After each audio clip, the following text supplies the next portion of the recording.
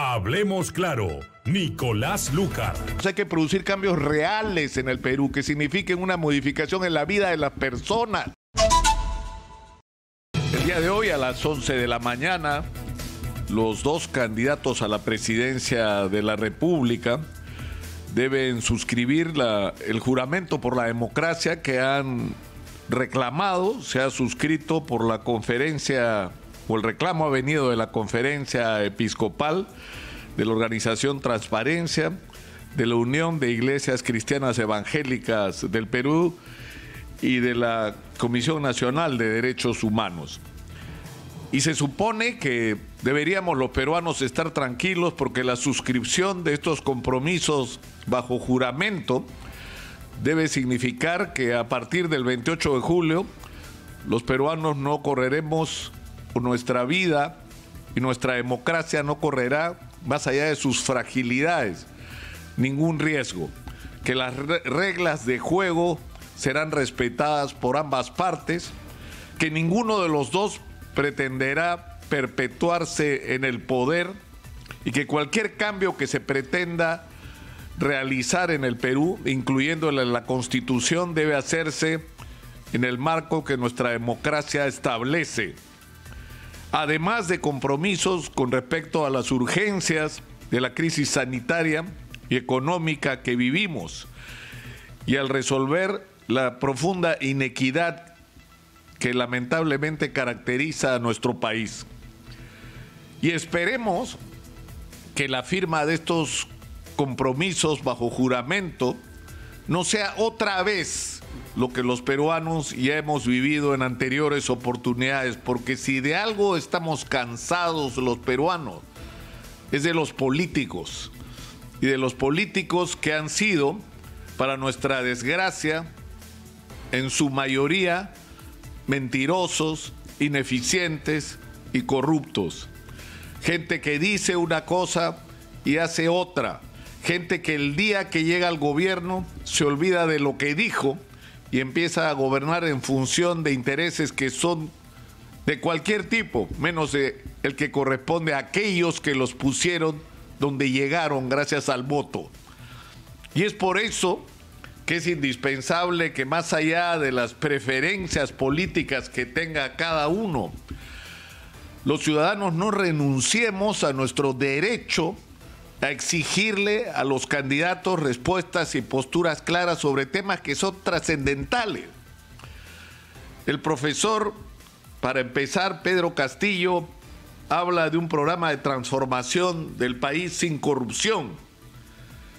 Pero ¿cómo esa promesa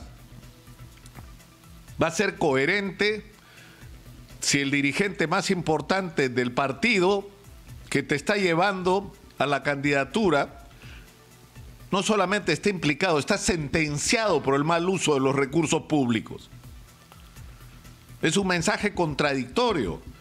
Es por eso que la demanda de muchos sectores ha sido, en primer lugar, por esta razón, pero además, por las características de las posturas ideológicas y políticas del señor Vladimir Cerrón. Pedro Castillo insistentemente dice que el que toma las decisiones es él, pero cuando uno se traslada a las redes sociales o se traslada a las decisiones, todo parece indicar que el señor Cerrón no se ha enterado de la noticia y debería enterarse, y quien debería encargarse de hacerle llegar directamente el mensaje es el propio profesor Pedro Castillo. En segundo lugar, y esto creo que quedó claro en la entrevista que tuvimos el día sábado con el profesor Pedro Castillo, hay una enorme incertidumbre sobre cuáles son exactamente las propuestas del profesor Pedro Castillo. Él hace referencia constantemente a que él tomará las propuestas del pueblo, pero el pueblo no existe en abstracto y el pueblo no decide en abstracto.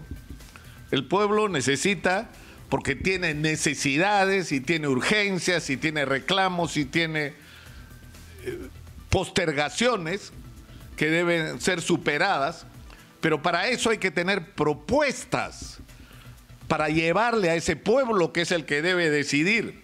qué es lo que se debe hacer y lo que no se debe hacer y qué es lo que se debe cambiar y qué es lo que no se debe cambiar en el Perú. Pero esto tiene que ir directamente de la mano, no solamente con la entrega de propuestas concretas de lo que sería efectivamente un gobierno del profesor Pedro Castillo, sino una vez más, quiénes son las personas que se van a hacer cargo de conducir los destinos del país. No va a ser el pueblo en abstracto, van a ser personas con nombre y apellido, con trayectorias, con posiciones, con alternativas, con respuestas. Y sobre lo que ellos pongan sobre la mesa tiene que organizarse la discusión. Sin perder de vista además una cosa, el Perú necesita cambios, por supuesto que necesita cambios. Ayer en Chile se ha aprobado en la votación, al elegir mayoritariamente a los opositores a la Constitución del expresidente Pinochet, que la Constitución sea cambiada, porque la sola composición de la Convención Constituyente significa que esa Constitución ya se cambió, porque quienes han sido electos mayoritariamente están por el cambio.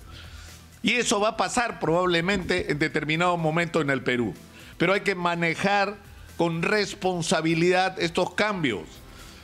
El Perú no puede dar un salto al vacío en el sentido de pretender cambios que nos lleven a esa figura en la que yo quería resumir qué es lo que hay que hacer.